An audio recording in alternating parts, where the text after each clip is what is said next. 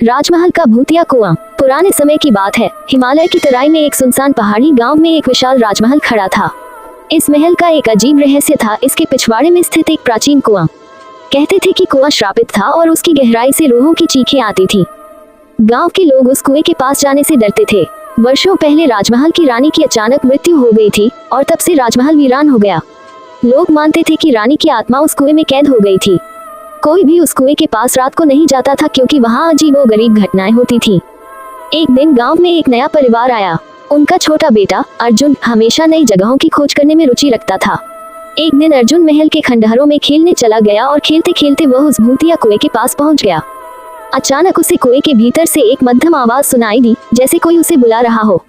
जिज्ञासा के मारे अर्जुन ने कुएं के अंदर झांकने की कोशिश की। तभी उसे किसी ने पीछे से धक्का दे दिया। वह चीखते हुए कुएं में गिर गया। जब अर्जुन की माँ उसे ढूंढने आई तो उसे सिर्फ कुएं के पास अर्जुन की टोपी मिली। गांव के बुजुर्गों ने उसे चेताया कि वह कुएं के पास ना जाए, क्योंकि जो कोई भी वहां जाता है वो कभी वापस नहीं आता। कहते हैं कि अर्जुन की चीखें आज भी रात के अंधेरे में उस कुएं से सुनाई देती हैं। राजमहल का वह कुआं हमेशा के लिए रहस्यों में लिपटा हुआ रह गया। कोई नहीं जानता कि वहां क्या छिपा है, परंतु हर रात वहां से आती चीखें लोगों को डराती हैं। और इस तरह राजमहल का भूतिया कुआं गांव वालों के लिए एक भयानक पहेली बना रहा। ये कहानी एक सस्पेंस से भरी हुई घटना का चित्रण करती है, जिसमें गांव का एक बच्चा अर्जुन उस श्रापित कुएं के रहस्य में उलझ जाता है।